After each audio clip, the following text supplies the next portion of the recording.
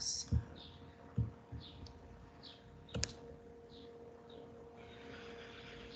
Ok. Então, vamos lá. Hoje a gente vai falar um pouquinho sobre as recomendações para a atenção primária à saúde frente ao diagnóstico de câncer de colo uterino, tá? Essas recomendações servem para que o para que o paciente ele tenha um norte do que está acontecendo com ele e como é que ele pode prosseguir, tá?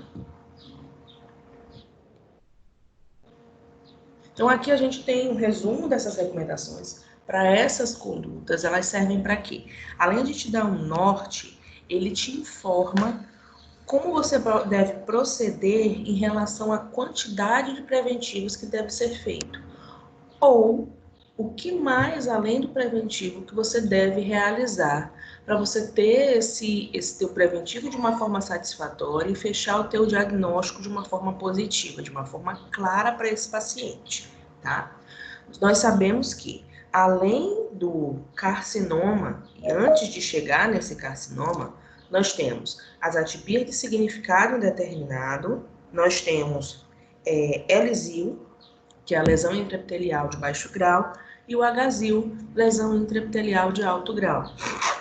E todas elas têm o seu estadiamento e a sua forma de análise frente ao preventivo e frente à colposcopia, tá?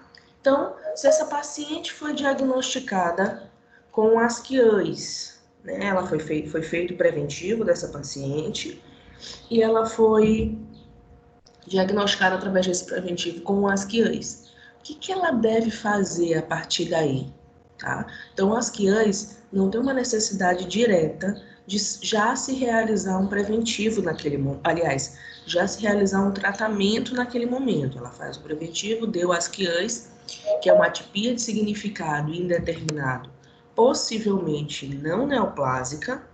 Deixa eu aceitar os colegas. Possivelmente não neoplásica, tá? Então, ainda não tem modificações nessa célula características de um processo neoplásico, tá? Na maioria das vezes, esse médico ele nem inicia nenhum tratamento com esse paciente, fica mais na observação. Porém, nós dividimos essas atipias também de acordo com a faixa etária dessa paciente, tá? Então, se aparecer uma asquiães e essa mulher ela for menor que 25 anos, a conduta inicial para essa paciente ainda não é a realização do tratamento e repetir esse preventivo, então, a cada 3 anos, tá? Que é aquela principal recomendação que a gente dá do Ministério da Saúde, tá? Se essa paciente ela tiver entre 25 e 29 anos, ela deve repetir esse preventivo anualmente, tá? E se ela for maior do que 30 anos, ela precisa repetir essa citologia em 6 meses, tá? Já por quê? Porque aqui nessa faixa, a partir dos seus 30 anos, é quando a gente começa a ter as modificações hormonais. Então, pode ser que esses hormônios interfiram diretamente na produção e na presença dessas células neoplásicas, tá? Ativando, aliás, essas células que estão sofrendo essa atipia, que elas ainda não são neoplásicas, né? Então, eu posso ter o hormônio acelerando essas determinadas atipias, tá? Então, a partir de 30 anos, a gente repete esse preventivo a cada 6 meses. Quando aparecer nesse preventivo um ASC-H, que é a atipia de significado indeterminado, que não se pode afastar a lesão de alto grau, ou possivelmente neoplásica. Essa célula já cursa, então, para o processo de malignidade, tá?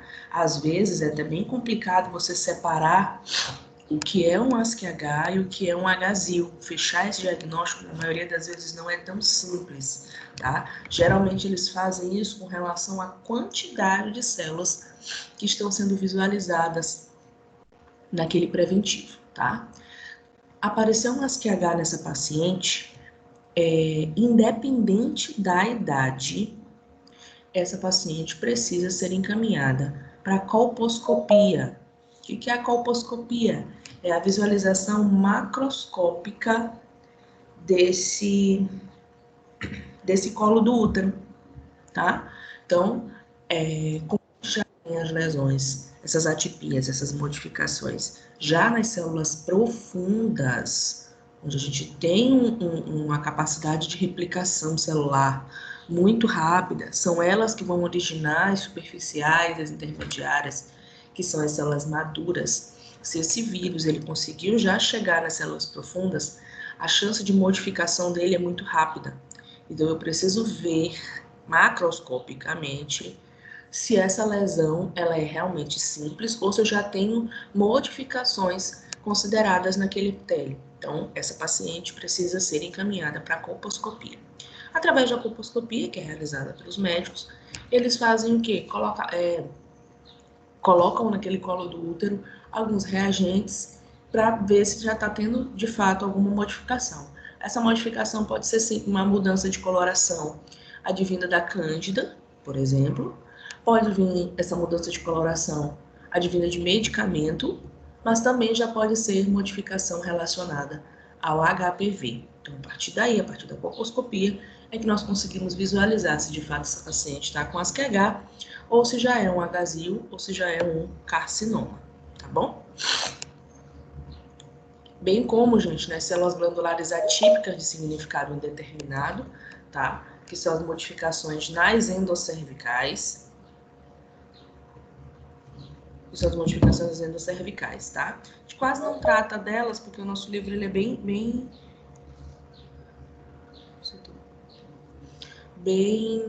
raso com relação às endoscervicais, tá? Geralmente a gente trabalha as endoscervicais na especialização, tá bom? Falando então sobre a lesão de baixo grau, tá? O Elisil.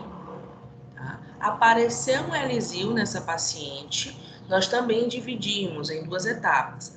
Elisil, a maioria das vezes também o médico ainda não trabalha com o tratamento dessa paciente, tá? Então ele vai só fazendo o processo de observação dessa paciente, e aí sendo que, se ela tiver menos que 25 anos, ela repete esse preventivo naquela tríade que nós falamos, e se ela tiver mais do que 25 anos, a gente repete essa citologia em 6 meses, tá? Daqui a 6 meses, continua aparecendo o Elisil, repete daqui a 6 meses, tá? Já vi casos de pacientes que não evoluem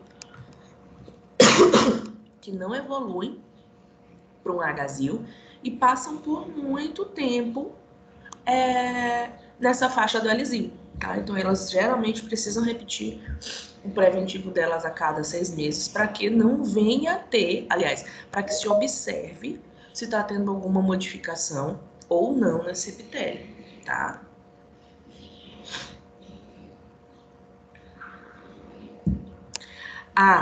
Apareceu agora, já foi um HSIL nessa paciente, uma lesão intraepitelial de alto grau, que atinge então as células profundas. Lembre-se que de HSIL para um carcinoma é um pulo, tá? Então, se aparecer o Elisil, independente da idade dessa paciente, ela precisa ser encaminhada, aliás, um HSIL, né? Ela precisa ser encaminhada para a colposcopia, para visualização desse colo do útero de fato, tá? Lesão intraepitelial de alto grau, não podendo excluir microinvasão. Esse aqui a gente chama de HSIL ou então na histologia chamado de NIC3, tá? Também deve ser encaminhado para colposcopia. Então, resumindo, a partir de HSIL, essa paciente tem que ser feita a colposcopia, se for o caso, fazer uma biópsia, para poder ver no corte histológico o que está acontecendo com o colo do útero dessa paciente. Tá? Fazendo a visão de cada um. Esse aqui é um quadrinho, gente, que eu acho ele bem interessante. Ele é das recomendações do INCA, né, do Instituto Nacional do Câncer, e ele te dá as possíveis saídas no diagnóstico dessa paciente, tá? Então, é uma imagem que você não precisa decorar, você pode ter lá com você na sua atenção básica, né, na farmácia básica, geralmente a gente coloca esses quadrinhos, que lá dentro do laboratório a gente não tem esse contato direto com o paciente, né? Então, geralmente, Quem fica na parte de frente, na recepção, geralmente fica com esses quadrinhos. E aí, o que acontece? Paciente apareceu...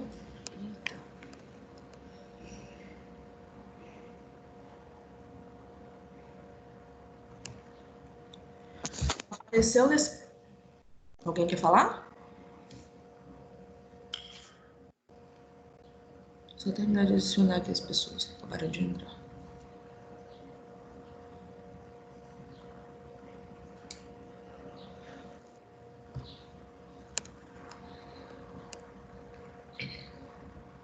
Essa paciente, então, foi diagnosticada com asquiães, tá? Então, se ela tiver de 30 anos ou mais, o que a gente faz? Ela tem 30 anos ou mais. O que a gente faz? Repete o preventivo dela a cada 6 meses. Não, ela é menor do que 30 anos. Repito o preventivo anualmente, tá? Nessa repetição desse preventivo, novo resultado. Esse novo resultado ele foi anormal? Se não, ela repete preventivo em 6 meses, tá? Ou em 12 meses e continua esse rastreio dela, tá? Nesse novo preventivo, agora apareceu modificações diferentes daquele primeiro preventivo. O que nós fazemos com essa paciente? Realiza uma colposcopia, essa visualização macroscópica do que está acontecendo com essa paciente, tá? Alguns achados anormais maiores ou sugestivos de invasão. Se sim, realiza a biópsia dessa paciente, tá? Apareceu uma lesão intraepitelial ou um câncer? Sim, você agora vai fazer a biópsia desse local para, através da histologia, ver o que está acontecendo com essa paciente, tá? Voltando, fiz a colposcopia dessa paciente, não encontrei achados anormais. Você vai visualizar a JEC, a junção escamo-colunar, tá? Se através dessa visualização da JEC ela está visível, você pede a biópsia para posterior corte histológico. Ela não está visível, você avalia só o canal endocervical para ver se ele está 100% perfeitinho ou se não está tendo alguma modificação dentro dele.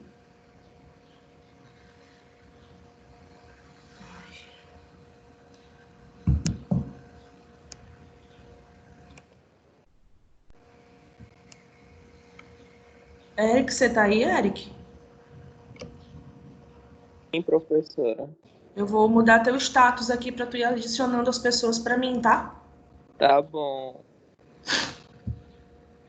Que por mais que eu esteja fazendo pelo celular, mas ainda assim me tira a concentração. Aí caso as pessoas apareçam para ti, você vai adicionando. Se tu escutar o bipzinho e não aparecer para ti, tu me avisa, tá? Tá bom.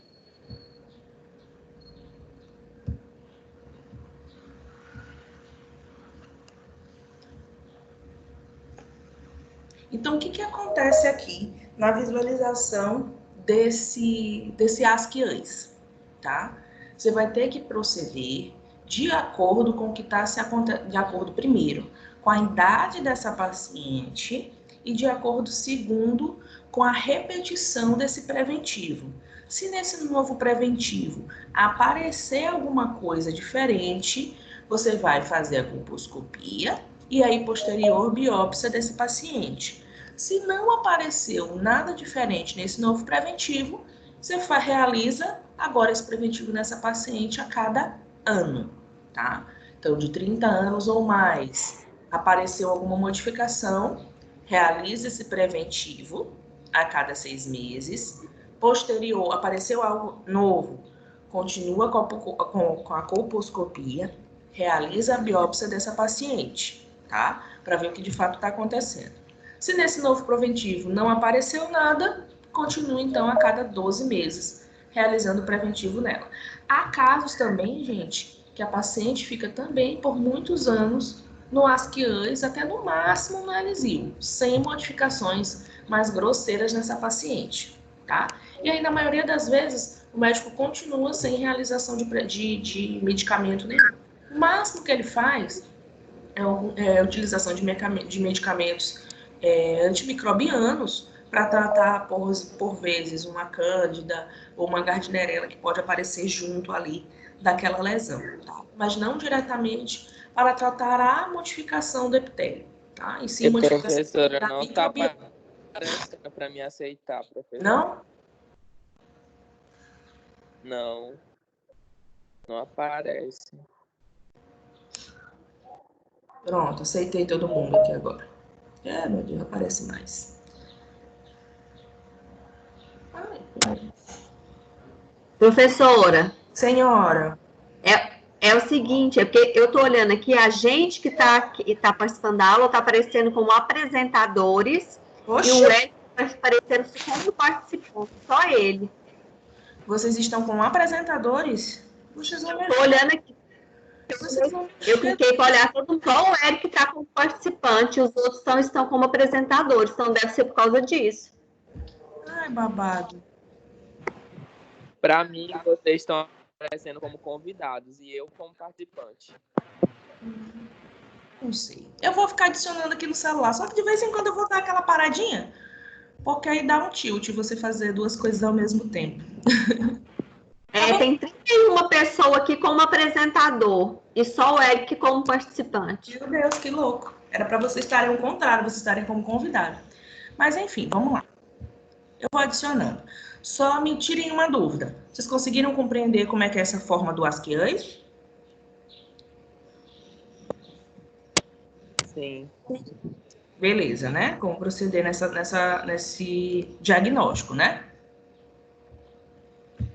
Bora dificultar mais um cadinho, que a vida não é fácil nessa nossa, né? Nada é fácil. Bora lá. O paciente foi diagnosticado agora com ASC-H. O paciente agora foi diagnosticada com ASC-H. Atipia de significado indeterminado, onde não se pode excluir uma lesão de alto grau, tá? O que a gente faz com essa paciente? Independente da idade, eu mando ela para colposcopia, tá? Na colposcopia, essa JEC, ela é completamente visível? Se sim, lembrem da JEC, gente, junção escamo-colunar. Se sim, eu visualizo se nela eu tenho algum achado colposcópico, quer dizer, macroscópico, anormal, presente ou não. Se tem alguma modificação que você foi observado, aliás, que o médico observou na colposcopia, você faz a biópsia dessa paciente para conseguir, através da histologia, visualizar o que está acontecendo de fato nesse colo do útero, tá? JEC foi visível. Achado colposcópico anormal? Não tive achado colposcópico anormal. Eu repito o preventivo dessa paciente a cada 6 meses, tá? JEC, não consegui visualizar a JEC. Vou então para a colposcopia, tá? Nessa colposcopia, tive algum achado anormal nela? Sim, faço imediatamente a biópsia dessa paciente, tá? Não tive achado colposcópico, diferente. Faço avaliação exclusiva do canal endocervical, tá? Visualizando esse canal endocervical, eu vejo lá se continua com um ASC-H, se é um Hzil ou se pode ser um câncer, tá? Se for um ASC-H, a gente repete esse preventivo durante 6 meses. E um Hzil e um câncer, nós fazemos a punção, aliás, é a punção, porque é a biópsia desse local, para a realização do corte histológico e identificar o que pode estar acontecendo com essa paciente, tá? Um minutinho, de novo. O que acontece, então, de diferente do ASC-AS, tá? Agora no ASC-H. Eu imediatamente preciso encaminhar essa paciente para a colposcopia. Para quê? Para ver macroscopicamente o que pode estar acontecendo com essa paciente, tá?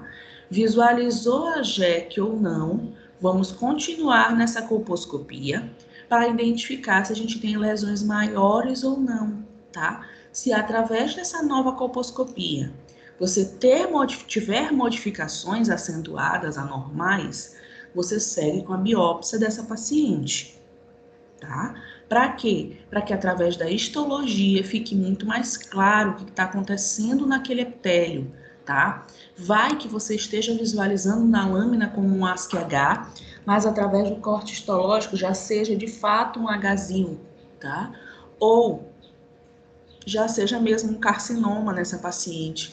Então, apesar de a gente colocar como ASC-H, como uma leve atipia, uma leve modificação, precisamos estar o tempo todo com essa interrogação na cabeça, se não já poderia ser um possível Hzil ou um possível carcinoma, tá? Então, é de mecanismo fisiológico a mecanismo, então é de paciente a paciente. Tem paciente que cursa com ASC-H por muito tempo. Tem paciente que de ASC-H ela já tem uma modificação tão rápida no seu epitélio que já pode se tornar um carcinoma, tá? Então, apareceu ASC-H, modificações nas células profundas, já liga o sinalzinho de alerta. Encaminha essa paciente para a colposcopia e, se for o caso, que ela realize uma biópsia do local, tá bom? Professora, Eu só uma perguntinha. No caso, o citologista clínico, ele é responsável só por fazer o exame ou, por exemplo, ele pode acompanhar uma pessoa que está com uma mulher que esteja com câncer de colo uterino? Se ele só realiza o exame ou se ele acompanha? Os casos, Isso. eu conheço alguns citologistas que eles trabalham diretamente com o médico e com a equipe de enfermagem. Então, esses sim fazem de fato a citologia clínica, né?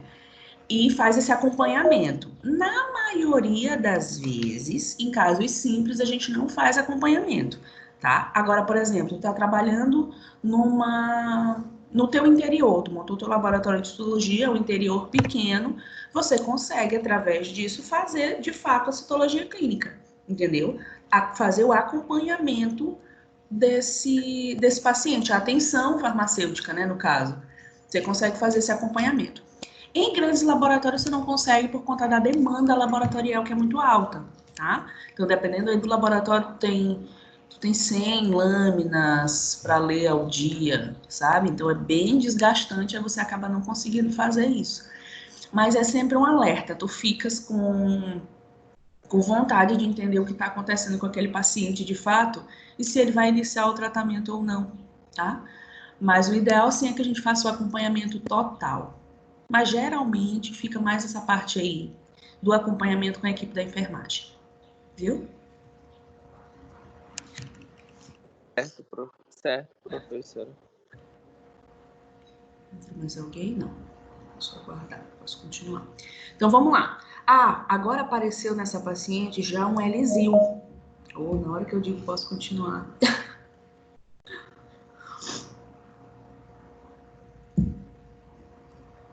Pronto.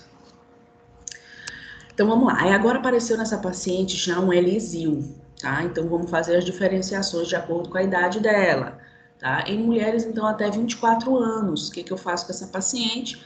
Repete o preventivo dela a cada 3 anos, como a gente tem já das recomendações do Ministério da Saúde, tá? Ela fez esse preventivo, tá? Novamente. Continuou tendo um Lzil, ó, o caso que eu falei para vocês, ó, que a mulher cursa por bastante tempo no Lzil. Continua ainda lá no Lzil. Manteve esse Lzil? Sim. Continua o segmento trienal, tá? Nesse segmento, fez esse novo preventivo. Apareceu algum citopatológico mais relevante, diferente daquilo ali?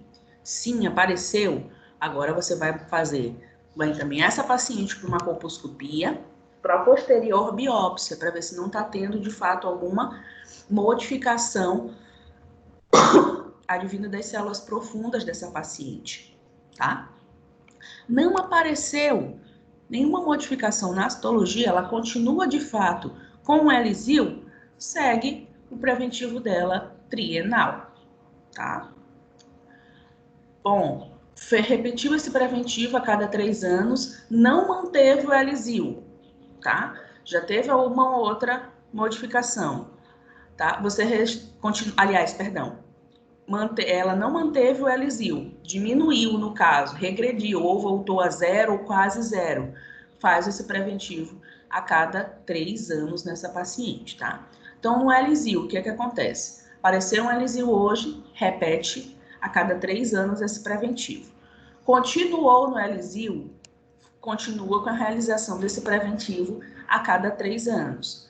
Apareceu alguma modificação, manda para a colposcopia. Não apareceu nenhuma modificação, continua com a realização do preventivo a cada 3 anos dessa paciente. Lembrem-se, apesar da gente ter como um nome lesão intraepitelial de baixo grau, essa lesão ela ainda não tem o curso neoplásico, mas sim ainda infeccioso, tá?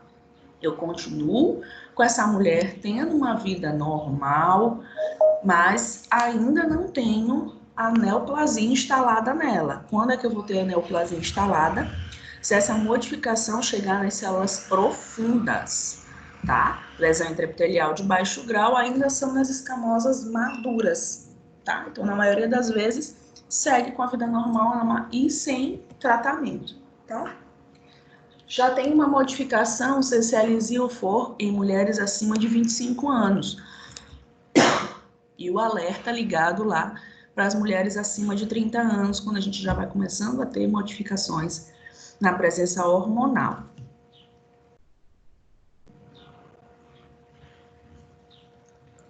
Mulher que apareceu Elisil no primeiro preventivo, acima de 25 anos, ela faz o quê? Repete o preventivo repete esse preventivo a cada 6 meses, tá? Por conta agora da idade dela. Então, se ela tivesse menos de 24 anos, a gente faria esse preventivo a cada 3 anos, tá? Acima de 25 anos, repete o preventivo a cada 6 meses, tá? Essa atipia, ela foi mantida? Sim. Manda essa paciente para a colposcopia, tá? Na colposcopia, nós tivemos algum achado anormal? Sim, encaminha ela para biópsia, tá?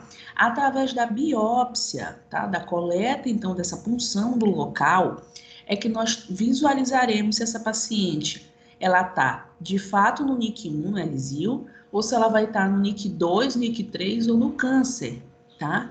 Apareceu lá NIC2, NIC3 ou câncer, encaminha essa paciente para as condutas específicas. Então, a partir daqui, a gente já realiza um tratamento nessa paciente, tá? Então, ela iniciou com um Elisil, porém, na colposcopia, já foi visualizado que não era mais só um simples Elisil, que já poderia ser um Hzil ou um carcinoma, tá? Então, se já tem modificações relacionadas a essas lesões de alto grau ou já o carcinoma, você inicia o tratamento dessa paciente, tá? Fez essa colposcopia, não teve nenhum achado anormal, repete esse preventivo de 6 em 6 meses e depois de ano em ano nessa paciente, tá? Realizou o preventivo. Professora. Fala, Preto. Professora, no caso, assim, em mulheres que já estejam na menopausa, que tem o epitélio lá do útero atrófico, essas mulheres, elas são mais suscetíveis a ter, por exemplo, se tiver alguma alteração, elas são mais suscetíveis a desenvolver mais rápido do câncer ou não? Ou tem a mesma probabilidade? São sim, são por conta da presença ali dessas células do epitélio atrófico, que é onde a gente visualiza essas células profundas. Então, se ali ele já não tem mais aquela camada protetora das células maduras, a incidência do HPV, então, é muito mais rápida nessa paciente, tá? Então, aumenta sim. Então, aumenta por 2 pontos. Por não ter mais o amadurecimento celular, não ter mais célula superficial e intermediária, protegendo essas profundas, tá? E aumenta também por conta da quantidade de hormônio dela que diminuiu, por conta do ciclo mesmo da menopausa dela. Então, a gente tem duas formas.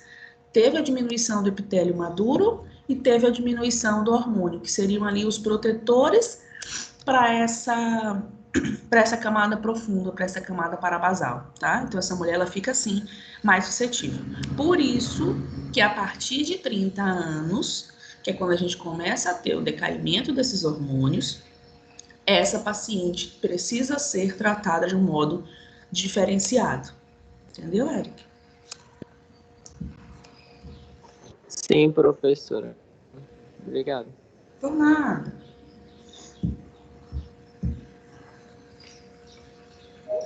Ah, Jesus. É menino entrando. Pronto. Vamos lá. Então, onde a gente parou, explicamos se apareceu modificação, né? Ah, repetiu então esse preventivo a cada 6 meses. Não apareceu nenhuma atipia nova, tá? Você mais uma vez repete a cada 6 meses esse preventivo, tá? 2 exames consecutivos negativos, você faz agora o rastreamento citológico trienal, tá? Então, o ELISIO, o principal é quando aparece no novo preventivo uma modificação, tá? Não apareceu nenhuma modificação, segue com ela fazendo preventivo trienal. Gente, vou falar um negócio aqui. Ah, essa paciente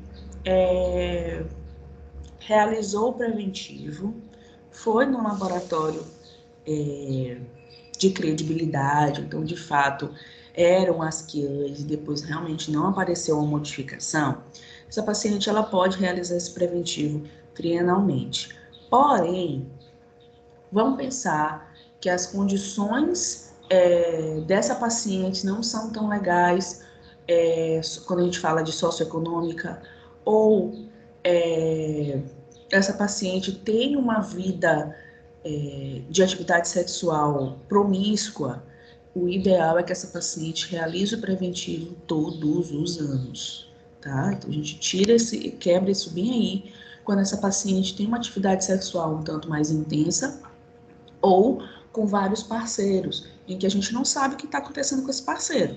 Essa paciente, ela sabe o que está acontecendo com ela, mas não com o parceiro, com os parceiros, no caso. Então, o recomendado é que essa paciente realize o preventivo, sim, todos os anos, tá bom? Que é o que a gente sempre falou já em aula para vocês.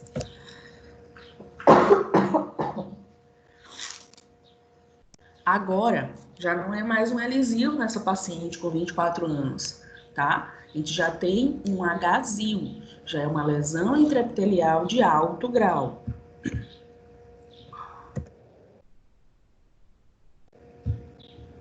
Minutinho, criança.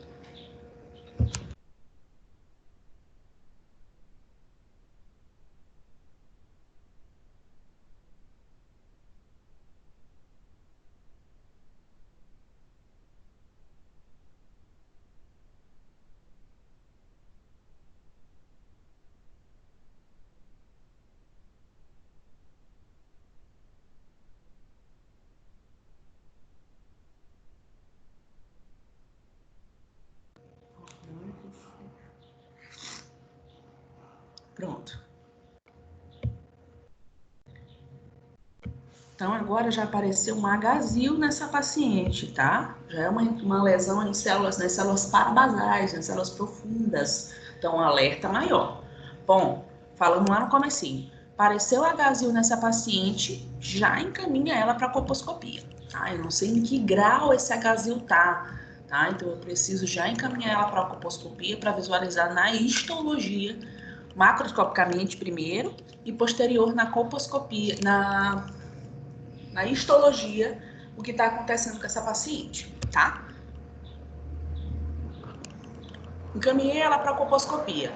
Nessa colposcopia, tivemos algum achado anormal? Sim. Esse achado anormal, ele foi maior ou foi sugestivo de uma invasão? Sim. Encaminhe, então, essa paciente para realizar a biópsia, e através dessa biópsia que eu vou conseguir identificar se essa paciente está em NIC1, se ela está em NIC 2 ou NIC 3, ou se ela já está num carcinoma, tá? Então, fiz a colposcopia. Na colposcopia, eu encontrei coisas diferentes, alguns achados novos, tá? Vou observar se ele é sugestivo de invasão. Ele é sugestivo de invasão? Faço a biópsia dessa paciente, para entender se ali pode ser um L-zil, um H-zil, ou se ele pode ser um carcinoma. Lembre-se que na histologia eu não falo L-zil, H-zil, carcinoma. Eu falo NIC 1, NIC 2, NIC 3 ou carcinoma, tá? Ah, é um NIC 1, então eu faço o preventivo nessa paciente a cada 6 meses. Não, já foi o NIC 2, o NIC 3. Continuo fazendo o preventivo dela a cada 6 meses. Depois a gente volta a fazer o preventivo a cada ano. Porém, você já inicia o tratamento nessa paciente, tá? Então, apareceu NIC 2, NIC 3, preventivo a cada 6 meses, por 2 anos, tá? E faz já o tratamento nessa paciente. Não é mais H-zil, já é de fato um carcinoma. Então, eu encaminho ela para a realização dos tratamentos já no foco na neoplasia, tá? Ou ela vai iniciar com uma radioterapia, ou uma quimioterapia, ou então, inclusive, a retirada desse colo do útero, dependendo do estadiamento desse câncer, tá? Então, ó, vocês conseguem perceber aqui que do H-zil para a chegada do carcinoma, ele é muito mais rápido, ó. Tá? Achei um achado diferente, já faço a biópsia. A chance de ser um carcinoma é bem alta, tá? Então, é por isso que a gente não pode menosprezar o paciente que foi diagnosticado com H-zil, tá? Bom, fiz a colposcopia, encontrei um achado, aliás, fiz a colposcopia, né? Ela apareceu alguma coisa diferente, porém, esse achado ele não foi sugestivo de invasão. O que eu faço com essa paciente? Faço o encaminhamento dela para fazer um tratamento e o preventivo a cada 6 meses, tá? Ou então, continuo o tratamento dela, tá? E sigo esse rastreamento, que se ela passar de 25 anos, a gente já modifica essa forma de tratamento, tá? Então, não encontrei nada diferente, mesmo assim, já faço tratamento nela, porque já foi de fato diagnosticado com um H-zil. Um H-zil já inicia o tratamento dela, sim, tá? Realizei a colposcopia, tá? Achado colposcópico anormal, não teve. Não visualizei na colposcopia nenhum achado anormal. O que eu faço? Pode ter sido um erro do citologista na hora da liberação, tá? Pode não ser, de fato, um H-zil, tá? Então, você faz o quê? A revisão da lâmina ou pede um novo preventivo dessa paciente, tá? Você revisou a lâmina. Não, de fato era um H-zil, eu não estava errada, tá? Manteve um H-zil, você segue com o tratamento dessa paciente, tá? Porque de fato já tinha uma modificação nas células profundas. Não manteve, tá? Esse H-zil nesse novo preventivo, continua fazendo ele semestralmente, tá? E se ela passar de 25 anos, esse rastreamento já começa-se com o tratamento dessa paciente, tá? Então, independente da idade dessa paciente, a gente já realiza a colposcopia dela, que é o que vocês vão observar aqui, ó, dos 25 anos a mais. Continuo com a colposcopia dessa paciente. Se visualizar nessa colposcopia, uma modificação, visualiza como é que está a JEC dessa paciente, tá? Visualizou essa JEC, tem alguma coisa diferente nela. Bora visualizar, então, fazer uma punção, uma biópsia dessa zona de transformação, tá? Que é onde a gente tem as maiores atuações do HPV. Ele adora esse epitélio da zona de transformação, tá? Porque é onde a gente tem ali a transformação para endocervical quanto para ectocervice, tá? Tanto para escamoso quanto para glandular. Então, ali esse HPV gosta de se instalar nessa zona de transformação, tá? Nesse achado colposcópico, não tive nenhuma alteração. Revisa essa lâmina. Se mantém um agazil, visualiza como é que está essa junção escamocolunar, tá? Se visualizar nessa junção escamocolunar alguma modificação, conduta específica para punção e depois visualização desse corte histológico dessa paciente, tá? Então, mais uma vez, reafirmando, agazil, independente da idade dessa paciente, sigo com a colposcopia para a visualização macroscópica desse colo do útero e para a posterior biópsia dessa paciente, tá? Para entender no tecido por completo como é que está tendo a atuação desse HPV, tá? Bom, quando a gente fala então na evolução dessa doença, a gente vem falando disso desde as nossas primeiras aulas, que de um processo infeccioso para ele se tornar neoplásico, ele demora bastante tempo, tá? Porém, quando a gente já está no neoplásico, na lesão intraepitelial de alto grau, para a chegada do carcinoma, esse processo ele já é bem mais rápido, tá?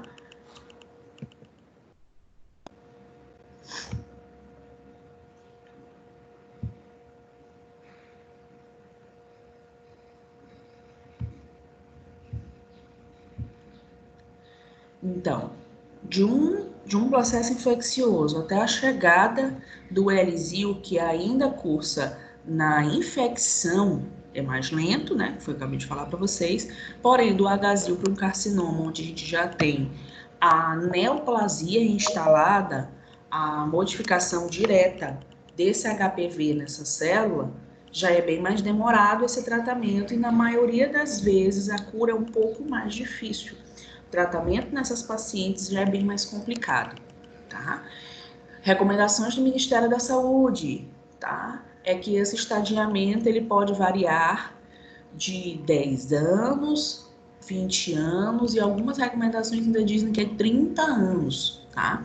Mas vai depender muito de paciente a paciente. Tem paciente que consegue ter uma regressão desse Elisil muito rápida.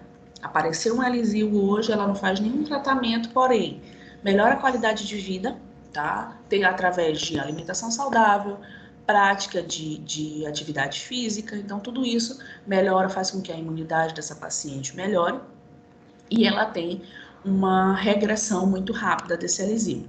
Há pacientes que ficam por muitos anos no Elisil, tá? Não aumenta, mas também não diminui. Então, fica lá por muito tempo no Elisil.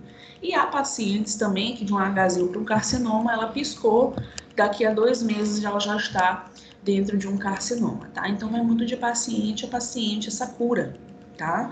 Então, até o agazil, a gente diz, até o NIC3, no caso, o agazil, a gente diz que ela tem um tratamento fácil, essa cura ainda é fácil, porém, do agazil para o carcinoma já é muito mais complicado, tá?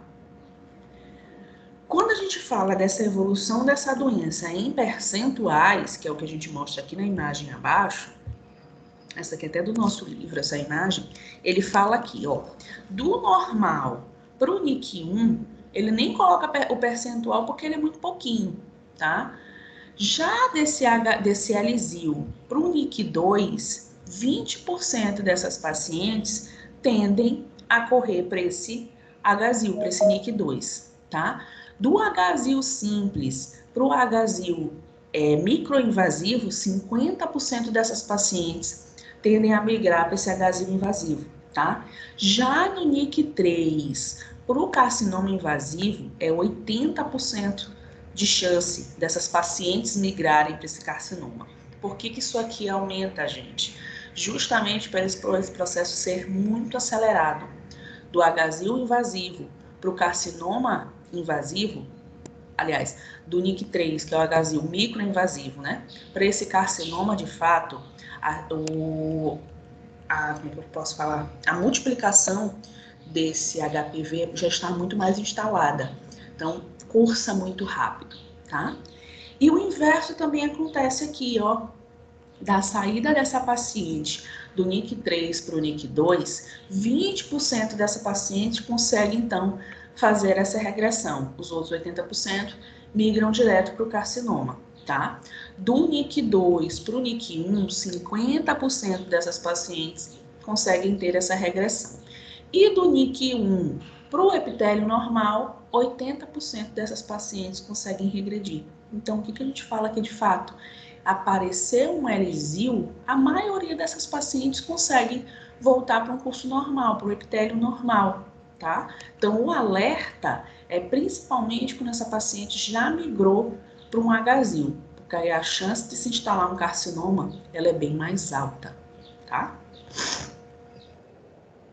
Fazendo visualização direta, microscópica, da diferença entre esse L-zil para o H-zil.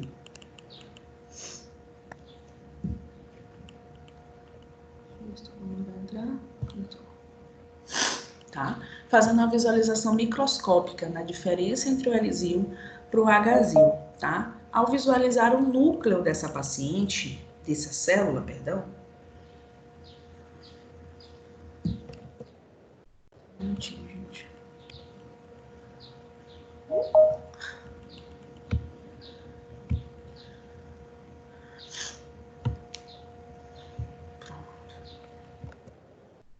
A Luane tá em espera. O que foi que aconteceu? Acho que ela que colocou.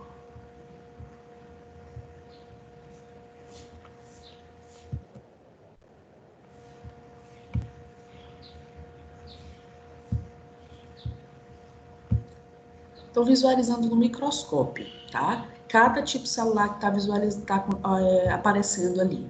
Olhando, lembre-se que para a gente fazer o preventivo, eu tenho que visualizar o núcleo dessa paciente e o citoplasma dela, tá? Então, não olho só um, não olho só outro, eu olho a célula por completo.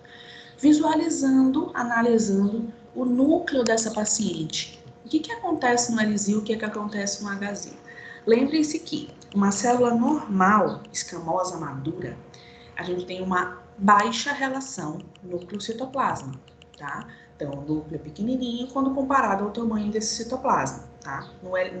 Nas células escamosas maduras. Nas escamosas imaturas, nós temos uma alta relação núcleo-citoplasma. Núcleo bem grande, citoplasma ele já é bem mais fino quando comparado ao tamanho do núcleo.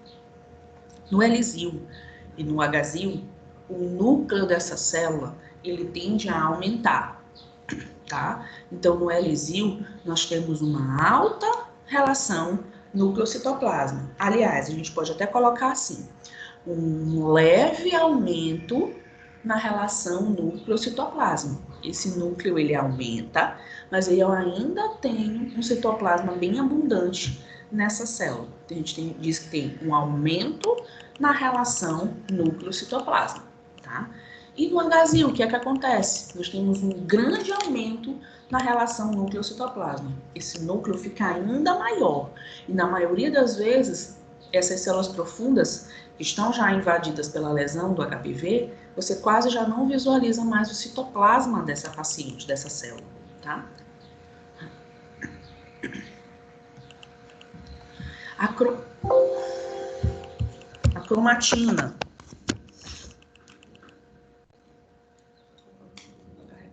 O que acontece com a cromatina desse núcleo?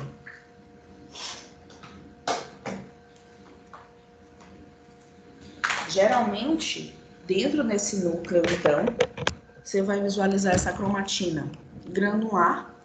Na maioria das vezes, ela ainda é bem limpinha, essa cromatina, tá? Bem divididinha ainda dentro dessa célula, desse núcleo, tá? Mas ela pode se tornar um pouquinho mais opaca e através disso é que você vai começar a visualizar a presença dos coilócitos, tá? Dentro dessa célula.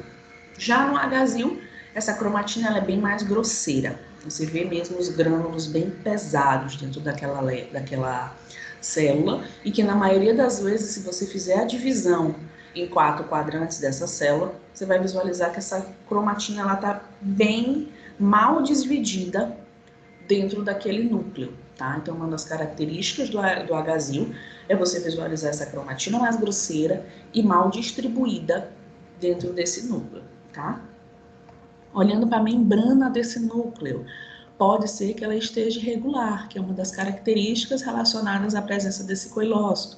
tá? É a membrana irregular desse núcleo. No Hzil, você visualiza ela bem mais espessa e sempre, na maioria das vezes, ela vai estar irregular de fato, tá? Mitoses, as mitoses elas são raras nos esfregaços, tá? No Hzil, e já no Hzil essa mitose ela é bem mais comum, ok? Relação núcleo-citoplasma foi o que eu acabei de falar para vocês, tá? É moderadamente aumentada no Hzil, então a gente tem um leve aumento na relação núcleo-citoplasma. No Hzil, a gente já tem um alto aumento da relação núcleo-citoplasma, tá? Então é bem acentuada esse crescimento desse núcleo, tá? No citoplasma dessas células, tá?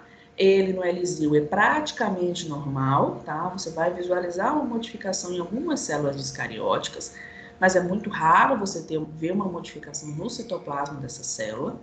Porém, no Hzil, esse citoplasma ele já é bem alterado. Na maioria das vezes, você já consegue visualizar uma queratinização nesse epitélio. Acho que a Emily está tendo problema na internet. Toda hora ela está caindo.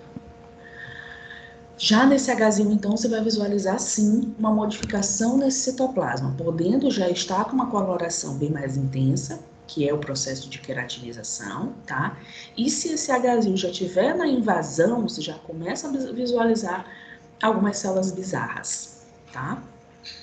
Coilócito é extremamente comum, tá? No Hzil, tanto que a gente faz aquela relação, apareceu o coilócito, paciente tem no mínimo um Hzil, tá? E no Hzil, ele pode estar presente, mas associado à queratinização dessa célula. Então, você vai visualizar o coilócito, mas vai visualizar junto também, nessa célula profunda, ela com um citoplasma e um núcleo bem mais corado, por conta desse processo de queratinização, tá? Vacinação. A vacinação eu vou dar só uma pinceladinha para vocês, porque é o tema do nosso trabalho de semana, tá? Hoje nós temos no mercado 2 tipos de vacina, a vacina quadrivalente e a vacina bivalente, que vai de acordo com a idade do paciente e com o sexo desse paciente, tá? E hoje a peculiaridade relacionada à vacinação é que algumas pessoas acabam pensando que ela está diretamente relacionada à prevenção do câncer de colo do útero. E não só está relacionada a essa prevenção, gente. Nós temos todos os cânceres relacionados ao sistema reprodutor inferior, né? Relacionados à presença desse HPV, tá? Então, ele previne aos condilomas, tá? Previne também, de fato, a chegada desse carcinoma, a relação ao câncer de vulva, câncer de vagina, adenocarcinoma, que é os cânceres a nível de endocérvice, tá? Prevenção das neoplasias intraepiteliais cervicais, então, previne contra o Hzil, contra o Hzil, tá?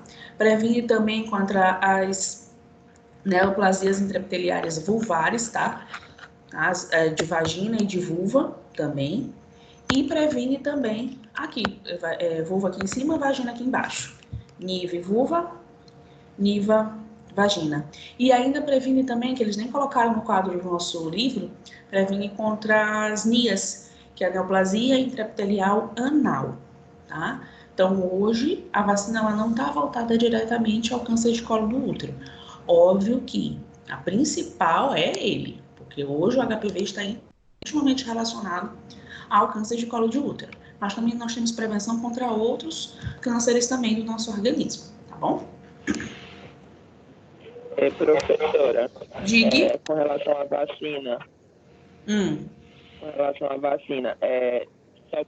a pessoa só pode tomar vacina quando ela não teve contato sexual, que seria quando ela provavelmente teria contato com o HPV, não é? É isso ou não?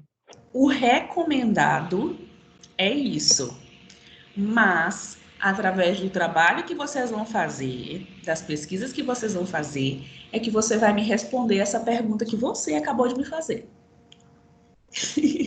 Porque se eu te falar, eu vou deixar teu trabalho pobrinho. Ah, Tá? tá bom, Eu então, já, professora. eu já falei bastante coisa aqui. Aí, essa é uma das principais informações que eu quero que você coloque lá no teu trabalho, tá bom? E aí, se você não conseguir responder lá nas tuas pesquisas, aí eu te respondo na aula. Pode ser?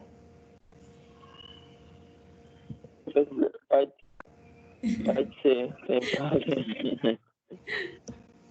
Ó, falando no trabalho, deixa eu logo falar dele aqui para vocês. Depois eu volto para as leituras das lâminas. Bom, o trabalho de vocês, então, dessa semana, bem de boinha, tá? Vai fazer algumas modificaçõezinhas só porque eu tô com medo do meu portal. O que vai acontecer? Vocês vão confeccionar para mim um folder, ou folder não, perdão, um banner ou um cartaz explicativo. Já foram nas unidades básicas de saúde e que tem sempre lá aquele o Zé Gotinha num cartaz? Aí coloca lá a importância da gotinha, da vacina, barará, barará. Quero mais ou menos aquilo que vocês fazem, tá? Ou um banner, ou um cartaz, relatando a importância da vacinação. Eu não estou falando mais do preventivo, como foi aquele primeiro trabalho. Eu quero falar da importância da vacinação do HPV, tá? Por que que você precisa vacinar? Quem deve vacinar? Tá? Aí vai a tua pergunta, ó, Eric, tá? A partir de qual idade que eu vacino? Quem pode vacinar de fato? Os meninos, a menina, já teve contato com HPV, pode vacinar? Então, tudo isso é que eu quero, tá? A vacina, quais os tipos de vacina que nós temos? Quais os subtipos de HPV que essas vacinas do Brasil têm a relação, tá? Tem a proteção. A partir de quantos anos que possivelmente a gente consegue ter de fato a proteção frente a essa vacina, tá? Então, tudo isso eu quero no cartaz de vocês. Mas vamos pensar aqui. Esse cartaz, posteriormente, a gente vai imprimir e vai encaminhar para uma unidade básica de saúde. Pensem a linguagem que vocês vão trabalhar nesse cartaz, tá? A gente vai estar trabalhando com uma comunidade, tá? É o diferente que você fosse imprimir esse cartaz e mandar para a Faculdade Pitágoras, onde a gente já tem ali uma comunidade acadêmica, que subentende-se que o nível de conhecimento dessas pessoas que estão ali é maior, é superior frente àquela comunidade que convive diretamente na unidade básica de saúde, tá? Então, é uma linguagem completamente diferente. Esse cartaz que eu quero de vocês é o foco direto, como se vocês fossem falar com a comunidade daquele local, da unidade básica de saúde, tá? Então, pensem na linguagem que vocês vão trabalhar. Ah, vai ser só texto. Ah, vai ser só imagem. É texto e imagem, tá? E aí, na aula que vem, vocês apresentam esse trabalho para mim, tá? Como é que é apresentar? Por que que vocês escolheram aquela forma de confecção do trabalho e por que que vocês escolheram aquela linguagem, aquela abordagem, tá? É uma forma bem mais simples, eu só preciso entender de fato que vocês vão aplicar ali pra gente, tá? A pontuação ela vai valer de fato na confecção desse material, tá? Na próxima aula vocês só iriam me mostrar de fato o que vocês propuseram ali naquela apresentação. Beleza? Pontuação, 500 pontos. Professora, Diga. é individual, né? Em grupo, Ah, sim. Quantas tá? pessoas? No máximo 5 pessoas, Tá bom. tá? Aí o que que eu vou pedir para vocês exclusivamente nesse trabalho? Como eu ainda estou com o meu portal instável, vocês vão encaminhar esse material para mim via e-mail, tá? Então você já tem o meu e-mail aí gravadinho, para a gente não ter perigo de eu não conseguir abrir a atividade de vocês, vocês vão encaminhar para mim pelo e-mail essa atividade, tá? Então esse banner, esse cartaz, ele precisa chegar no meu e-mail para que a gente no dia da aula faça a apresentação aqui bonitinho, tá bom? Então vocês têm até que dia é hoje? Quinta. Vocês têm até quarta-feira à noite para encaminhar esse banner pro meu e-mail, tá? Aí não precisa que cada uma mande, não. Uma pessoa manda e coloca lá no trabalho o nome de todo mundo, tá bom?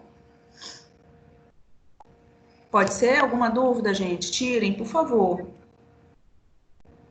Eu só queria recapitular. Hum, Bom dia de novo, professora bom Marina. dia. É assim, você está dizendo então que a gente prepara o material, envia para você, e na Isso. próxima aula, na próxima quinta-feira, nós vamos fazer um comentário, ou como se nós estivéssemos na frente da sala, fazer uma apresentação disso? Isso. Só expor para mim por que vocês utilizaram aquela metodologia. Bem, em termos de tempo, nós estamos falando o quê? 10, 15 minutos para cada grupo? Isso. Ou menos que isso? Menos que isso. Menos que isso. Dá para fazer uma apresentaçãozinha rápida em 5 minutos. Ok, entendi. Beleza? Não necessariamente precisa todos os membros do grupo apresentar, não, tá, Eudócio? Uma pessoa só já é suficiente. Tá bom? Sim. É para enviar por e-mail, aquele e-mail da Croton ou outro e-mail, professora? O da Croton. O da Croton. Ah, tá bom, obrigada. Manda todo mundo pro e-mail da Croton. Não manda direto lá pro portal, porque eu ainda vou tentar resolver meu portal hoje com o professor. Tá bom? Mas manda pro e-mail sim, que já é uma forma de estar validado, sim, o nosso trabalho. Mas do jeito que nós vamos mandar para você, na hora que for hora de imprimir, para a gente depois doar para um posto de saúde, é do jeito que nós vamos mandar para você, né? A gente vai ter o trabalho depois só de mandar imprimir, né? Mandar produzir, confeccionar o produto. Isso. Okay. Isso. Tá bom? Okay. A priori vocês não vão gastar nenhum tostão, pelo amor de Deus. Tá? Beleza? Caso vocês tenham alguma dúvida, não queiram falar aqui, encaminhem para os líderes de vocês, tá bom? Ou via e-mail. Não estou liberando vocês ainda. Nós temos leituras de lâminas, tá? Como se a gente estivesse fazendo uma aula presencial. Quero a participação de vocês para ver como é que está o entendimento de vocês frente a essas modificações, tá? Então, aqui, essa eu já vou dar a dica para vocês, até porque eu já mostrei, tá? Esse paciente, essa aqui é uma lâmina que não é minha, tá, gente? Por isso que eu deixei aqui as imagenzinhas do colega, do professor Valdieri, da Citologia Descomplicada. É um Instagram muito legal, acho que eu já falei várias vezes para vocês sobre o Instagram dele. E eu gosto sempre de estar pegando alguns materiais dele que são bem ricos. Por que essa lâmina é um elisil? Tá? Então, você encontrou isso aqui em vários grupamentos dessa célula, vários grupamentos dessa lâmina. E nós temos algumas modificações peculiares que me levam a diagnóstico de elisil, tá? E é isso que eu quero que vocês me mostrem aqui nessa lâmina. Olhando para esse material, essa paciente tem 26 anos, tá? Olhando para esse material, olhando para essa lâmina, aonde que vocês veem células modificadas e quais, na verdade, quais as modificações que vocês visualizam nessa lâmina para dizer que essa paciente está tendo um elisil.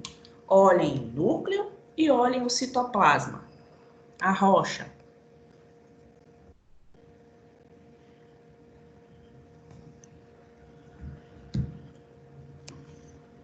Podem começar, povo de Deus. Professora, é o aumento do núcleo? Isso, tá. Beleza. O núcleo. O que nesse núcleo? O núcleo bem queratinizado, a presença de coiócito nessa... Seria esse aqui? Queratinizado? Mais de cima.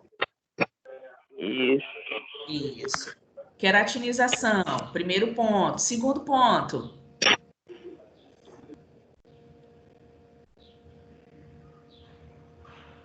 O que é isso aqui? O citoplasma, professora, das células está meio extravasado. Correto. O que é isso aqui, Eric? Binucleação, Binucleação, correto. Ó, eu tenho aqui, ó, 1, 2, 3, 4, ó, binucleação, tá?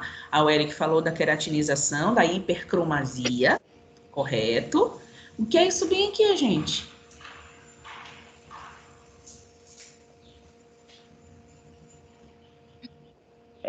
Isso. Eu esqueci o nome. Isso mesmo, vai. É mesmo. É o quê? Ó, cromatina, gente, visível, ó. Cromatina. Isso. Isso. Quando a gente divide o núcleo, a cromatina não fica dividida em 4 partes. Correto, correto. E aí nós temos, cadê? E o que está acontecendo com essa célula bem aqui, ó? Formação de quê aqui? Ao redor desse núcleo. Tá parecendo um halo perinuclear, professora, mas eu não sei se é. Quem é você? Glaucio. Obrigada, Gláucia. Então, ó, a gente visualizou nessa lâmina binucleação, hipercromasia, halo perinuclear, onde a gente tem a formação desses coilócitos, tá? Visualizou o danadinho do coilócito. Se essa modificação está em nível de células superficiais e intermediárias, isso é um L-zil. Show, meninos. Próxima lâmina. O que é isso, gente? Eu Primeiro, acho que são células endocervicais. não são endocervicais. Endocervical, tu vai encontrar, lembra da filhinha indiana, núcleo para um lado, citoplasma para o outro? Esse núcleo, ele está centralizado. Ele está sofrendo... Agazio. São células profundas, não é, professora? Parabasais. Células profundas, parabasais. Quem foi que falou antes? Foi a Gláucia? Foi de novo? Agazio. Tá. Então, isso é um agazio. Bora compreender, primeiro, antes de chegar no agazio, bora compreender que célula é essa. Então, os colegas falaram que isso são células parabasais. Ok, olha o núcleo centralizado, olha a relação núcleo-citoplasma, tá? Mas, ó, são células profundas. Opa, desliga o microfone por enquanto eu estou falando. Você consegue observar que são células profundas. Ponto. Então, aqui eu já não teria mais só um Lzinho. Já seria, no mínimo, um Hzil. Seria um mínimo ASCII-H ou um Hzil, correto? Bora lá, vamos compreender o que está acontecendo aqui. Ó, olha essa membrana nuclear aqui, ó, irregular, tá? Olha essa cromatina, que está começando a ficar um pouco mais grosseira aqui, já ser mais visível, tá? Olha essa anisocitose. Olha a diferença dessa célula quando comparada a essa célula, tá? Aqui você consegue visualizar que esse núcleo está sendo encaminhado para a periferia, como se ele quisesse sair dessa célula, tá? Visualização de alguma delas, os nucléolos, alguma delas é visível, tá? Formação, ó, dismorfismo aqui, tanto citoplasmático quanto nuclear. Então, são características para eu fechar e dizer que essa paciente está sofrendo um Hzil. Olha que coisa mais bonitinha aqui, ó. Que célula é essa, gente? Para a gente fechar isso aqui. Superficial, intermediária. Olha o tamanho desse núcleo. Gente, as duas turmas erraram essa célula. Ontem eles também disseram que era superficial. Essa célula não é superficial, essa célula é intermediária. Olha o tamanho desse núcleo. Célula superficial eu não visualizo com esse núcleo tão abundante, tá? Célula superficial é núcleo pequeno, núcleo piquinótico, tá bom? Então, isso aqui é um Hzil. Show! O que é isso, gente?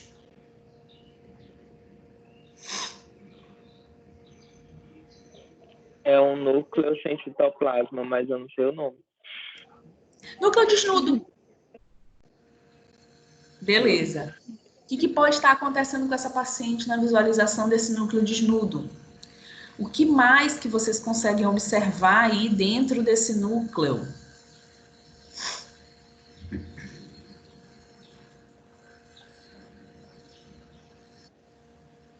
Essa célula ela já perdeu completamente o citoplasma dela, né?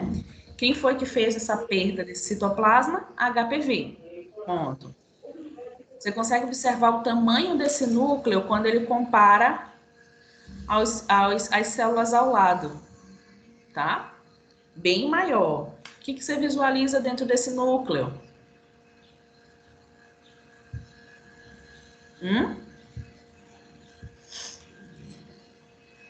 O que essa célula está sofrendo? Gláucia, Eric. Quem mais? Deixa eu ver quantos alunos tem aqui. Eu tenho 48 alunos. Vamos, gente? O que é isso aí? Cri, cri, cri. Ninguém? Acho que é creatinização, né? Creatinização, né, professora? Correto. O que está acontecendo nessa célula se ela está tendo uma hiperqueratinização?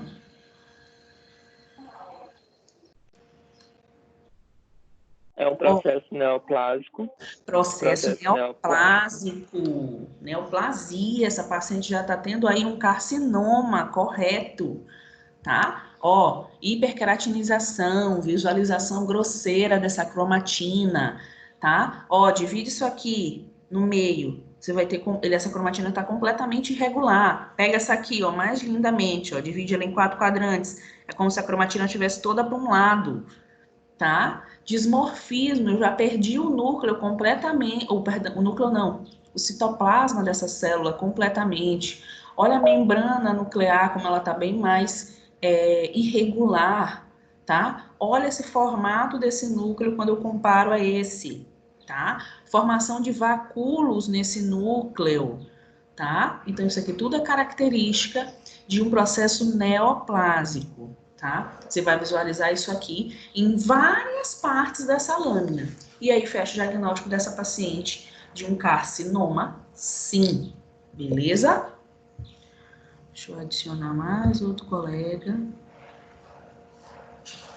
É mesmo, Elisângela, vocês estão tudo aqui como apresentadores. Que babado.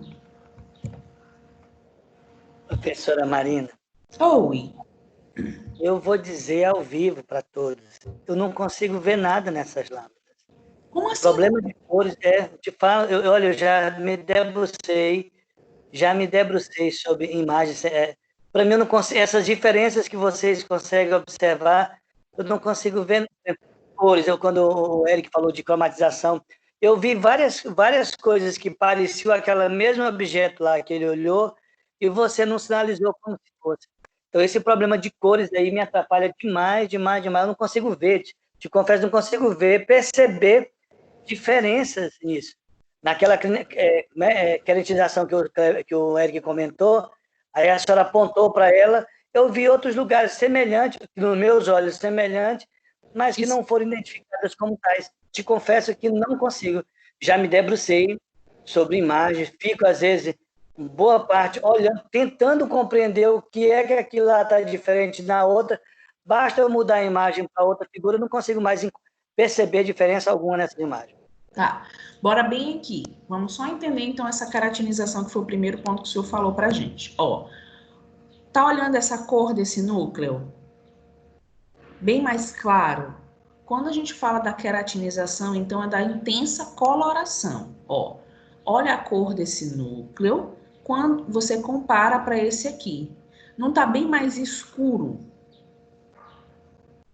Eudócio, tu consegues ver agora comigo essa coloração mais escura aqui nesse, quando eu comparo a essa? Sim. Tu vai sempre usar células normais que estão próximas a essa célula, essa que possivelmente é atípica. Você vai sempre olhar uma normal e comparar, tá? Olha essa coloração para essa coloração, tá? Então ela tá bem mais intensa, bem mais pesada. Coloração. Cromatina, que foi a outra coisa que a gente falou. olha o tamanho dessa cromatina pequenininha dessa célula, olha o tamanho dessa, muito mais grosseira, muito mais pesada. Isso aqui é que a gente faz as diferenças, tá? O ideal é você olhar para uma célula normal e tudo que for diferente daquilo ali você vai colocar como atípico, entendeu? Deixa eu ver se nessa outra imagem aqui tem Me alguma... mostre uma célula normal. Em qualquer uma dessas imagens, o que é uma célula normal para você nessas cores e o que é uma normal... Aqui, nessa aqui, a gente não tem nenhuma normal. A única normal que eu tenho aqui nessa imagem do agasil seria a intermediária. Porém, eu não posso fazer a comparação direta a ela, porque isso aqui é uma célula madura e isso aqui é uma célula imatura, tá? Então, aqui eu não tenho nenhuma normal. Deixa eu ver Deixa eu provocar. Nessa imagem, só volte nela rapidinho. Nessa imagem, quando o rapaz comentou, ele disse, são células profundas e tal. Por que que eu digo nessa imagem que ela é profunda ou não? Pronto. Por que que eu digo? Consigo ver. Para mim, elas estão soltas no espaço, no universo, sem nada. Eu não tenho como... Meus olhos não consigo perceber se ela é profunda, se ela está... Não consigo. Nesse universo, eu não consigo ver. Para mim, elas estão soltas, como se fossem estrelas no universo. Tu estavas na aula presencial. É isso que a gente viu no início. A gente estuda as células intermediárias e superficiais. Aí a gente observou que o núcleo dessas células são mais pequenos e a coloração de uma intermediária para uma superficial é diferente. Depois a gente viu para basal, né, que são as células basais. E essas células são mais redondinhas. Ó, vamos lá. Se tu eu acho que você realmente ainda não estava, Eudócio. No dia que eu expliquei na aula presencial ainda, foi o que o Eric acabou de falar, nas aulas presenciais eu expliquei o que era uma célula superficial, uma intermediária e o que era uma profunda. Por isso que eu falei, o nosso conteúdo do primeiro bimestre, ele é um conteúdo mais difícil justamente por isso, porque você precisa compreender a classificação dessas células para quando a gente chegar nas modificações, você saber que célula que está sofrendo essa modificação. Então, bora lá, ó. Célula intermediária. Aqui eu não tenho como te mostrar uma superficial. Deixa eu ver se aqui tem alguma superficial normal. Não tem. Pronto. Ó, superficial, ela tá quase normal porque aqui ela tá sofrendo uma queratinização, uma mudança na coloração. Mas isso aqui é uma célula superficial, ó. Núcleo picnótico, citoplasma dela bem abundante, a coloração dela aqui é eosinofílica, tá? Isso aqui é uma célula escamosa, madura, superficial, tá? Isso aqui é uma célula madura, intermediária. Por que que eu te digo que isso aqui é uma intermediária? Ó, o núcleo, quando eu comparo da superficial, ele é levemente maior. Por quê? Porque essa célula ainda está sofrendo replicação celular, tá? Divisão celular. Então, esse núcleo ainda é maior. Coloração desse citoplasma, basofílico. E o citoplasma dela é bem abundante. Essa abundância no citoplasma é característica de células superficiais e característica de células intermediárias. Essa abundância no citoplasma e o núcleo bem pequeno, tá? São características das células maduras.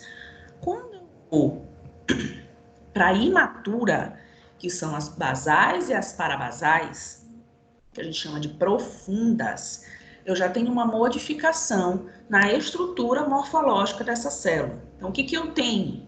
Eu tenho um núcleo, cadê minha seta? Eu tenho um núcleo abundante e um citoplasma bem mais fino, tá? A coloração dessas células na normalidade é essa coloração basofílica. Então, que ela vai de azul para roxo. Ó, faz a diferenciação. Célula intermediária, ó. O núcleo dela é bem pequeno quando eu comparo ao tamanho do citoplasma. A célula profunda eu já tenho inverso. Eu tenho um núcleo bem abundante e um citoplasma bem mais fino, tá? Formato dessa célula profunda, possui um formato mais circular, tá? Ela é mais redondinha, ok? Essa célula aqui profunda. Já a célula superficial e a intermediária, vou mostrar aqui, ó. Já a célula superficial e a célula intermediária já possuem um formato mais poligonal, tá? Ela não é mais tão redondinha quando eu comparo a célula profunda. Deixa eu ver aqui os colegas que entraram. Conseguiu entender, Eudócio, a diferenciação? Eu consigo compreender a diferenciação e até gravar o que é elas. O que é uma célula profunda, o que é uma célula... O que eu não consigo é visualizar elas. Por exemplo, se eu tivesse aqui uma seta de como te mostrar o que eu estou dizendo, eu consigo, por exemplo, perceber nessa imagem do agasil, o que é que eu vejo nela? É como se fosse um objeto retangular, que é a lâmina.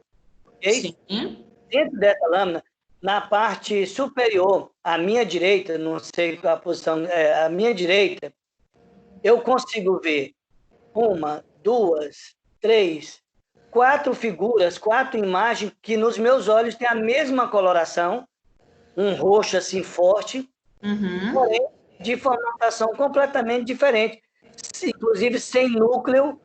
Aí, quando você me mostra uma outra imagem, eu vou encontrar nos meus olhos daltônicos a mesma coloração, esse mesmo rosto, com outra formatação, e a senhora diz um outro nome. É isso que eu estou te falando. Tá, vamos lá. A questão da coloração no meu daltonismo não me consegue perceber. Por exemplo, naquela imagem que você falou que o núcleo estava grande e o outro estava pouquinho, eu consigo ver como se fosse um céu bem clarinho, bem fraquinho, um azul bem fraquinho em volta. Mas, em outro momento, esse azul bem fraquinho quer dizer outra coisa. É a questão de coloração. Deixa eu lhe perguntar, mas o senhor é daltônico de fato? Porque o senhor está falando de daltonismo, mas eu preciso compreender se o senhor de fato é diagnosticado como daltônico. Sim. Aí, por isso que daquela última vez que a gente conversou, eu falei assim, professora, eu tinha uma queda muito grande para a questão do laboratório de análise clínica, e agora também tendo a sua aula, porém, o meu problema com cor, eu sou daltônico, então eu não consigo perceber essa diferenciação. Se eu vou depender de dizer que uma célula ela é profunda, ela é superficial, baseado na cor, eu estou morto. Não, mas aí tu não vai te basear pela coloração. A coloração é a última coisa que a gente observa. Você vai observar o tamanho do citoplasma e o tamanho do núcleo. Esquece a coloração. Para ti, nesse caso, tu vai esquecer a coloração. Tu vai olhar o tamanho do núcleo e o tamanho do citoplasma. Olha nessa bem aqui, esquece a cor dela. E, meninos, só um adendo que a gente está tendo aqui, mas ele já serve como uma revisão para vocês de lâmina, tá? A gente não está fugindo da nossa aula, não. Só uma revisão, de fato, tá? Então, esquece essa coloração e olha para o tamanho do núcleo.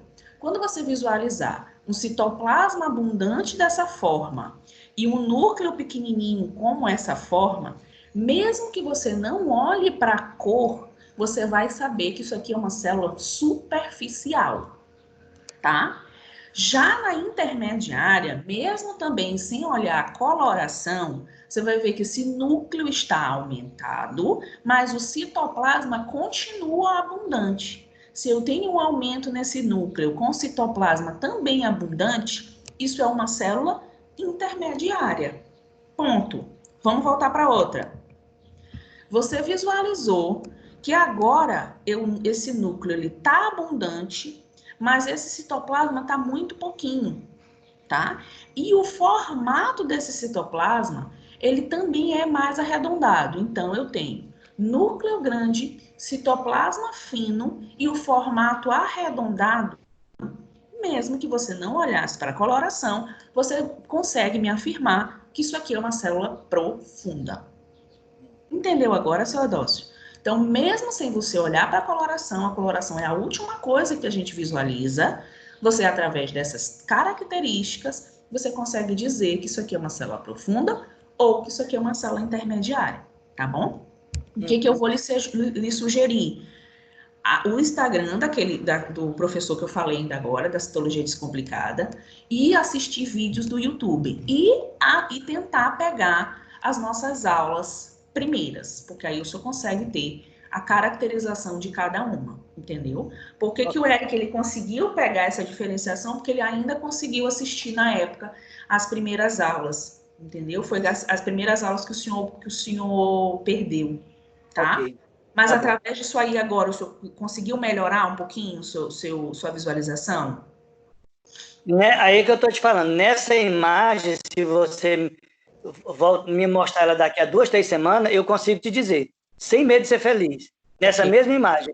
Porém, se você muda a imagem para uma outra imagem, mesmo agazil, mas uma outra imagem, uma outra lâmina, deixa eu usar a palavra certa, mesmo agazil, um outro exemplo de agazil, mas em outra lâmina, que elas estarão em lugares e posições diferentes, eu não consigo.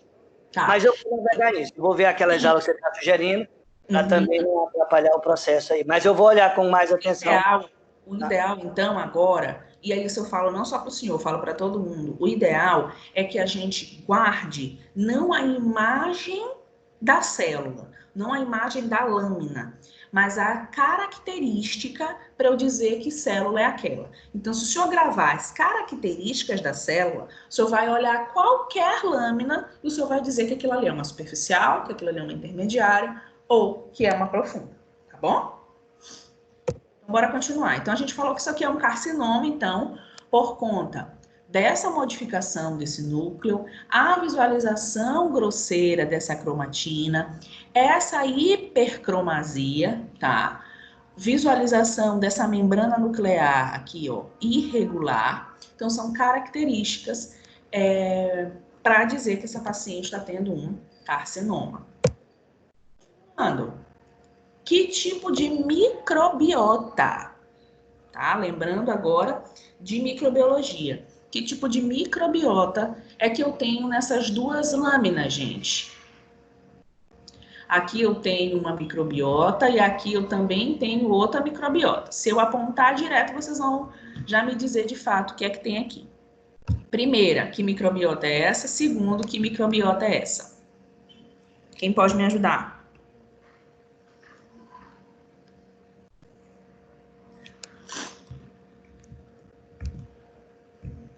Gente. Oi, professora, não entendi. Eu estava no meio. Que microbiota, que micro-organismo é esse bem aqui? Deixa eu facilitar a vida de vocês. Que micro-organismo é esse bem aqui? Que micro-organismo é esse bem aqui que está em cima dessa célula? Que a gente chama, quando eu encontro dessa forma aqui, eu digo que é célula-alvo, célula-guia ou clucel. Que micro-organismo que está em cima? Bacilo, professora. Bacilo. Um lactobacilo. É um tipo de bacilo, mas é um específico, que fica em cima da célula. Quando é que essa bactéria fica em cima da célula? Que característica é essa? Que bactéria é essa, na verdade? É um bacilo. Gardnerella, não é, professora? Gardnerella, tá? É um bacilo, estava certo? Gardnerella. Isso, mas é um bacilo que a gente chama assim, bacilo supracitoplasmático, característico de Gardnerella, tá? Correto. Então, a Gardnerella, ela gosta de ficar em cima da célula, tá? É a característica dela, ok? Gardnerella segunda. E esse aqui, gente? Que micro-organismo é esse bem aqui? Olha os flagelos dele bem aqui, ó. Coisa mais linda do mundo. Formato piriforme, parasita extracelular. Quando a mulher está com ele, parece que ela está sendo mordida por conta da fixação desse parasita. Que parasita é esse, gente? Já dei todas as dicas. Qual? Tricomona. Tricomonas. Tricomonas vaginais. Se vocês não acertassem essa, eu ia dar só de bisca. Tô brincando. A aula está sendo gravada. Tá? Então, ó, tricomonas. Olha, ponto de laboratório só tá. Oi? Ei, professora? Oi.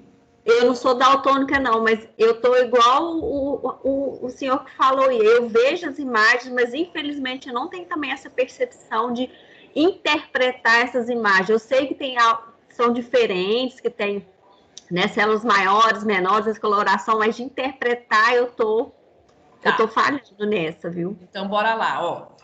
Tricomonas. O tricomonas, você nunca vai encontrar ele assim em cima da célula, tá? O tricomonas, ele gosta da mucosa no total, ele gosta do tecido em total, então ele nunca entra na célula, ele fica nas proximidades da célula. Como é que eu digo para vocês que isso aqui é um tricomonas? Ó, o formato dele, piriforme, formatinho de pera, tá?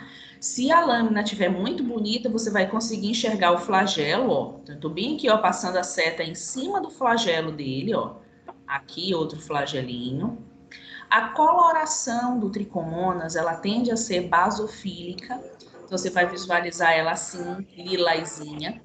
O formato desse núcleo também é um formato piriforme, tá? E ele cora mais intensamente do que o citoplasma, tá? Isso aqui é um tricomonas. Quando eu falo de Gardnerella, a Gardnerella, como o Eric falou, é um bacilo, tá? É um bacilo supracitoplasmático, então ele fica em cima da célula. Isso aqui é uma célula intermediária por conta da coloração azulzinha clara que tem no fundo, tá? Porém, por que a gente diz que isso aqui é Gardnerella? Você consegue enxergar aqui como se fossem várias formiguinhas em cima dessa célula, vários grânulos em cima dessa célula, tá? Isso aqui é uma característica da Gardnerella, ela fica em cima da célula. Pode ser que você visualize ela ao redor, ó, como tá aqui, ó, tá? Essa poeirinha aqui ao redor. Mas ela fica em cima da célula. Para você dizer que isso aqui é Gardnerella, você tem que encontrar, então, o que a gente chama de célula-alvo, célula-guia ou clucel, que é a célula que está marcada pela presença da Gardnerella, tá? Pode ser que na mesma lâmina você encontre células dessa forma aqui, ó. A intermediáriazinha normal, tá? Sem nada em cima. Para você dizer que é Gardnerella, você tem que encontrar isso bem aqui, tá? Como se fosse grânulos em cima dessa célula. Compreendeu, Elisângela? Melhorou para ti agora? Peraí, melhorou, professora, obrigada, porque assim, eu não estava tendo essa percepção. Eu vi que tinha células diferentes, maiores, menores, o formato, mas ainda não conseguia, não estava tendo essa visão que da forma que você explicou agora, entendeu? Pronto, show. Pode tirar dúvida. Tá bom, obrigada, viu? Professora, Diga. professora, eu tô vendo aqui nas anotações que o tricomonas vaginalis, ele, na célula, né, pode ser detectado o apagamento de bordas citoplasmáticas. Aonde é que eu vejo, por exemplo, aqui nesse tricomonas, que as bordas citoplasmáticas estão meio apagadas? O tricomonas não, na Gardnerella. Na Gardnerella, né? Ó, bora lá. Vamos comparar uma normal com a da Gardnerella, beleza? Ó, aqui ó, tu consegue ver delimitado, ó, perfeitamente aqui a membrana citoplasmática. Ó, então eu sigo aqui, ó, com a seta, a membrana certinho, correta? Aqui tu tem tanta Gardnerella em cima dela que tu não consegue mais visualizar essa membrana, ó. Tá uma coisa mais grosseira. Aqui ainda tem um pontinho, ó, mas aqui, ó, bem aqui assim, ó, tu não consegue ver a membrana citoplasmática tão perceptível como tá aqui nessa, ó. Ó, então membrana citoplasmática perfeita aqui nessa seta. E já aqui, ó, cadê a membrana? Não tem. Ela tá misturada aqui por conta da presença dessa Gardnerella. Então ela não tá mais nítida. E é isso que acontece com a Gardnerella. Ela começa de fato a fazer aquele consumo ali e aí eu tenho a perda dessa membrana citoplasmática. Conseguiu visualizar, Eric? Sim, professora. Tá? Então, é sempre assim, comparando com uma normal para você saber tudo que é de modificação. Beleza? Mais alguma dúvida, gente, nessa lâmina?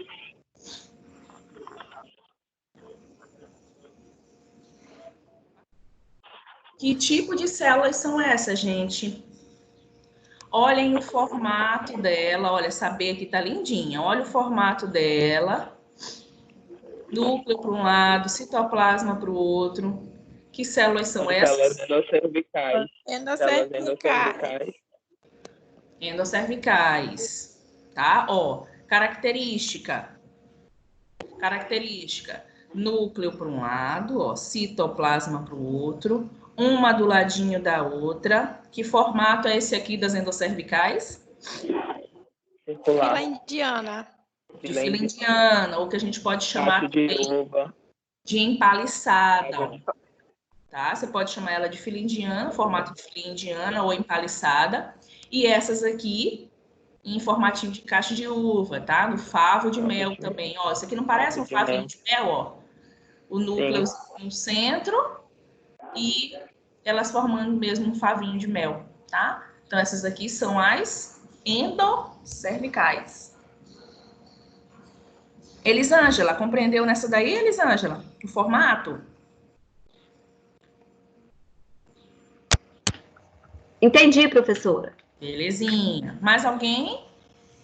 Ó, formato, seu Eudócio, ó, formato aqui, ó, de coluninha ou de uma glândula, tá? Lembrem-se que as endocervicais no formato de fila indiana ou empaliçada, você vai ter sempre elas da mesma forma, núcleo para um lado e citoplasma para o outro. Jamais você vai encontrar elas dessa forma, tá? Então, sempre assim, núcleo para um lado, citoplasma para o outro, tá bom? Tirem dúvida, gente, por favor. Aqui é a hora mesmo. Voltando, eu tenho 2 tipos de padrão de esfregaço aqui, tá? Padrão de esfregaço. Padrão de esfregaço é feito de acordo com o quantitativo de células que vocês estão visualizando na lâmina, tá? Aqui eu tenho uma predominância de células superficiais com a presença de algumas poucas intermediárias, tá? Que padrão de esfregaço é esse? Aqui eu já tenho na segunda imagem, já tenho o inverso. Eu tenho um predomínio de células intermediárias. Que padrão de esfregaço é o da primeira imagem e que padrão de esfregaço é o da segunda imagem? Da primeira imagem é hipertrófico, da segunda é normotrófico, eu acho. Correto, tá? Então, padrão de esfregaço hipertrófico. Eu tenho um predomínio de células intermediárias com presença... predomínio de células superficiais com presença de algumas células intermediárias. É o padrão de esfregaço hipertrófico. Padrão de esfregaço normotrófico, eu tenho predomínio de células intermediárias, ó. Olha o núcleo dessa célula, quando eu comparo da superficial, ó. Predomínio de célula intermediária, podendo ou não ter a presença das células superficiais. Beleza? Padrão de esfregaço, ok? Aí vocês lembrem que a gente tem o hipotrófico e nós temos o atrófico. Hipotrófico, predomínio de células intermediárias com a presença de algumas parabasais. E no atrófico, eu tenho o inverso, predomínio de células profundas ou parabasais e podendo ou não ter a presença das intermediárias, tá bom? Finalizei. Dependendo da apresentação do trabalho de vocês semana que vem, eu vou me colocar a trazer mais lâminas para vocês, tá? Com a turma de quarta-feira, eu consegui fazer uma revisão de lâminas para eles antes da prova da Oficial 1, porque a gente teve um feriado aí nas quintas-feiras, estava tendo muito feriado quinta e sexta-feira, tá? Então, eu já tenho uma aula preparada de revisão de lâmina e nós vamos fazer essa aula de revisão de lâmina com vocês, tá? E aí, nesse dia, eu quero que vocês tirem todas as dúvidas que vocês tiverem, tá bom? Eu não quero que vocês cheguem na prova oficial novamente, sem conseguir compreender, tá? Então, não fiquem com vergonha. Por favor, tirem mesmo as dúvidas de vocês. Professora, foi como o Eudócio falou, não entendi isso. Depois a Elisângela falou, professora, bora. Então, eu tô aqui para isso, é para ajudar vocês, é bem aqui, tá bom? Então, gostei muito dessa parceria hoje, tá? Da compreensão, de vocês tirarem dúvidas, é isso mesmo que eu quero. Porque se vocês não falarem comigo, para mim vocês estão entendendo tudo, tá? E aí, quando eu chego na prova oficial, que eu vejo algumas notas baixas, eu realmente fico triste, porque eu digo, poxa, será que não tá dando certo e tal? Então, tirem as dúvidas de vocês, por favor, tá bom? Então, a gente vai fazer as apresentações do trabalho semana que vem, bem rapidinho, então vamos dar mais ou menos mesmo, de fato, 5 minutinhos para cada grupo apresentar o seu cartaz, e aí vamos fazer revisão de lâmina. Pode ser? Vamos combinar dessa forma? Professora, Oi. Pode ser. é uma dúvida, é o seguinte, essa apresentação, vamos supor que o grupo é máximo 5 pessoas. Uma pessoa só do grupo que vai apresentar? Só uma pessoa. Isso. E no caso é para falar mais sobre o panfleto ou é sobre o assunto do que você pediu? O cartaz. Por que você colocou aquelas informações? Por que você acha que aquelas informações que você colocou é relevante? Entendeu? Entendi. Então, no máximo, quantos minutos que é para cada um?